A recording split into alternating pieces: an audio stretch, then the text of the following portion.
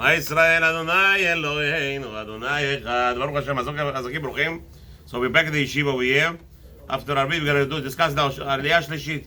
What would you do if you were living in a most horrible and torturous environment, and just happens to be you were hidden as a adopted prince? Moshe Rabbeinu. What would you do? Relax yourself. No. The Aliyah starts. How does it start? His heart is hurting. His heart is hurting. Everybody is upset. Why are Jews calling themselves men, and everybody else in the Torah does not call men? Adam is only by Jews. There is no name for Goyim. The Goyim are not called Adam. Why are we Adam? Because we're all intertwined. We're all connected. Right away, the third Aliyah starts. ויהי בימים ההם, ויגדל משה ויצא לך וירא בסבלותם. Hello, you enjoy yourself. Go enjoy yourself. You're a prince, adopted prince. Enjoy yourself. You have all the freedoms. Even better than a prince. Why? A prince is going to rule the Mitzrayim, Egypt one day. You don't have that yoke. Why? You were just adopted. So what are you going to do? Enjoy yourself. No. He goes to see, the Pasuk tells us, he wants to see the suffering of his brothers. And what happens there? On the way, he finds something very strange. We had two partners, right? The infamous Datan and Aviram. There are two partners in the Torah. Yeah. What happened over there? One of their sisters was married to one of them. And what happened was, the sister was raped. Was raped by the Egyptian. What happened? So one of them didn't want to go back. Right? He didn't want to go back to his wife. So the Egyptian was beating him up to force him to go back to his wife. Because he's afraid she's going to have a baby. And he doesn't know if it's his baby, he's probably going to be excommunicated. Don't forget, don't forget the Egyptians hated Jews very much. To have a baby with the Egyptian, with a Jew, that was like haram. That was the worst thing for an Egyptian. So he's forcing him, Habibi, he was forcing him to do what? To go back with his wife. And he didn't want to go because she was defiled. So Moshe Rabbeinu saw this, and he killed the Mitzri because he was a Rasha. Who came out of this Mitzri, by the way? Who was the baby? Who knows what the baby's name? Who came out? Huh? Yeah, right. That's the name of the mother. What baby came out? No, the baby was Vayotze Ish Megadef, the one who blessed Hashem's name. In the end, he was such an anti. In the end, he blessed Hashem. If you know what I mean, the other way. That's the one in the desert who blessed Hashem and had to be killed. This was the child. Not Bilam, Megadev. There was a fight on the land, if you remember, and one came out and he cursed Moshe Rabbeinu and Hashem. So that was that person that came out of that engagement. So Moshe Rabbeinu saw that he has nothing special out of his mitzvah. He killed him. What happened the next day? Again, who is talking? The same troublemakers. The infamous Datan and Aviram are fighting because the guy says, "Go back to your wife." He says, "No, take your sister back to your father's house." No, you were married to her. She's yours. She was raped. There was a whole big argument, and they were starting to fight. And Moshe Rabbeinu says, "What? This is the infamous pasuk, Rasha lama taked ra'echa." In this Aliyah, he says, "Rasha, any Jew who raises a hand on another Jew is called evil." As Moshe Rabbeinu rebuking them, these people that are fighting, just by raising a hand. And what happened? Moshe Rabbeinu noticed that these two Dabranim, they were upset with Moshe Rabbeinu. What was they upset about? They said, "You will come kill us." So on a side note, by the way, one of the Pirushim on this pasuk, I was darshaning, and maybe it's brought down somewhere, I don't remember, that Moshe Rabbeinu, because he opened his mouth, he said, "Rasha lama taked ra'echa." What do you mean, Rasha? Who are you? Who are you to call a Jew Rasha? Do you know what kind of stress they're going through? Who is Datan and Aviram? You know who Datan and Aviram was?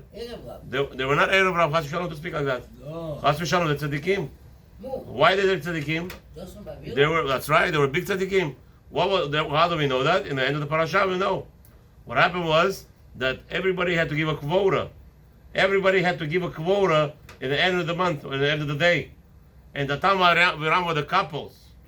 Not like the German couples in Machshimam. Not like those Jews who shot German Jews. They were couples, but different couples.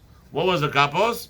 Whenever a Jew did not fulfill his quota, the couples would be beaten up.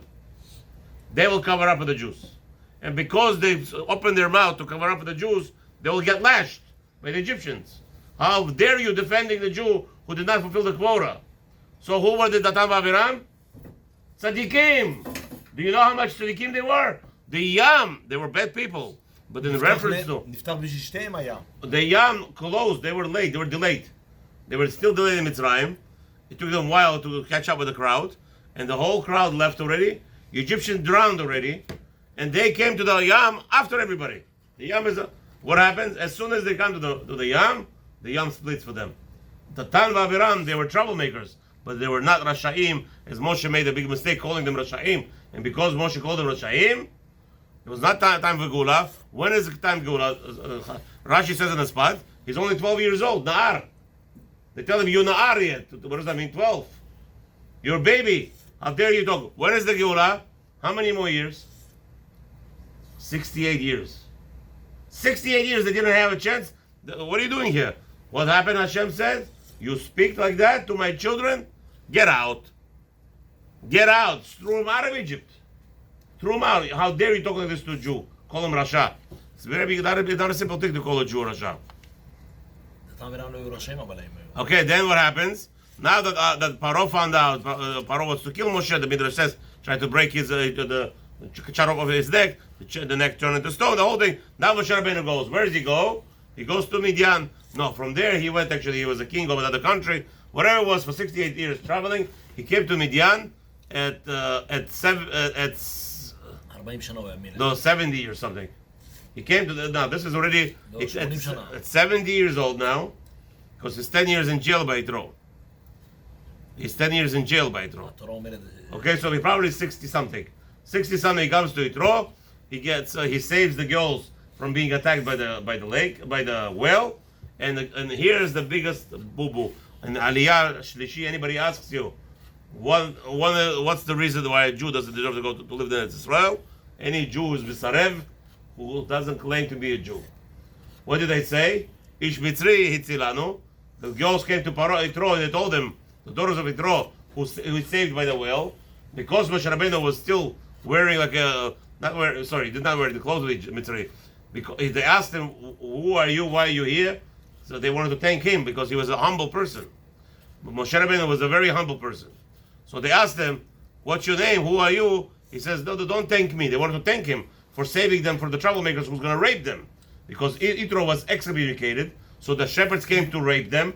Moshe Rabbeinu beat up the shepherds, and they're asking him, so who are you to say thank you to you? He says, don't thank me, thank the reason why I'm here. What was the reason I'm here? It's because I was by the Egyptian that I have killed. Because of him, I came to save you. So the daughters of Yitro misunderstood Moshe Rabbeinu. They thought he's talking about himself. He was talking as an anav, as a humble person. There was no humble like Moshe Rabbeinu. So he's talking, don't thank me, thank the Egyptian who I killed. That is why I'm here.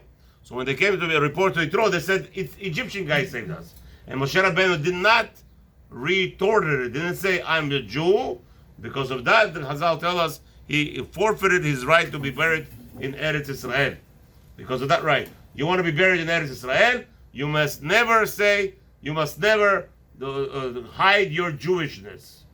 That's why anybody here today, I came to America, as soon as I was barred out a little bit, I had an understanding. I had, I turned 18 or whatever. I changed my name, my legal driver's license, passport, every name, everywhere you see over there, a true Jew you can't find. Jewish name. Abraham with a V and Sofer with an S. No problem. Abraham Sofer is my legal name. When you look at my name, you know I'm a Jew. No questions asked. I had a Goyish name from Russia. What's the name? Whatever. There's a Goyish name. So that a Jew has, in order, you want to be buried in Eretz Israel, you must have a Jewish name. Nobody should ever mistake you for anything else. Continues over here, the Aliya. Okay, and now Moshe Rabbeinu actually gets married to Tzipporah, and he has two babies with her, Gershon, and who is the second baby? Huh? No, Kahat, Habibi. No Kahat, what are you talking about? Okay. Okay, ויהיה משה לשבת, ותלד בן ויקרא שמו גרשום. So he had the first baby, Gershom. Okay, a second baby he's gonna have, not in this Aliyah. Okay, and what happened in this Aliyah? The Torah tells us who dies. The king of Egypt is dying, and over there it says Hashem is hearing to them. And this is on this pasuk I do the Rasha. Listen to this pasuk. Vayhi bayamim harabim hahem vayamot melech Mitzrayim. This is the Rasha. Maybe I heard from somebody. If not, but something I see something over here out of this world. Listen to this, Rabbi Menachem. You gotta love it. Vayhi, we're gonna finish. This is it. Vayhi bayamim harabim hahem vayamot melech Mitzrayim. The king of Egypt died. Rabbi Menachem. Listen to this pasuk. V'yanchu bnei Israel min ha'avodah v'yizaku. The Jewish people are crying to Hashem words min ha'avodah, from the labor. V'yizaku, and they scream. V'ta'ar shavatam el ha'elohim min ha'avodah. So now, and they're screaming, it's coming to Hashem from the labor. In Hebrew, many times the word mem before a letter before a word mem means not because of, actually means lacking of. So over here in this pasuk, what is till now? What Hashem didn't see them crying? Didn't see them suffering? Why didn't he answer? You know why he's answering them now? Because they're screaming, "V'ta'al shavatam el Elohim min ha'avodah." They're crying to Hashem, Hashem, we are lacking the service in the Beit HaMikdash. They're saying to Hashem, Yaakov Avinu took the bracha of Esav for what purpose? To work at Mikdash. Why are you making us work here in Egypt? We're lacking min ha'avodah, lacking the job. Which job? The true job of a Jew is in the Beit HaMikdash. So in this Aliyah, V'yishma Elokim, and Hashem heard him, and right away it says over there, V'yar Elokim, and this Aliyah ends off that Hashem hears the true prayer. What was the true prayer? The prayer is not because the work was hard. No, because there was not enough work. Which work? Beit HaMikdash. Have a wonderful evening.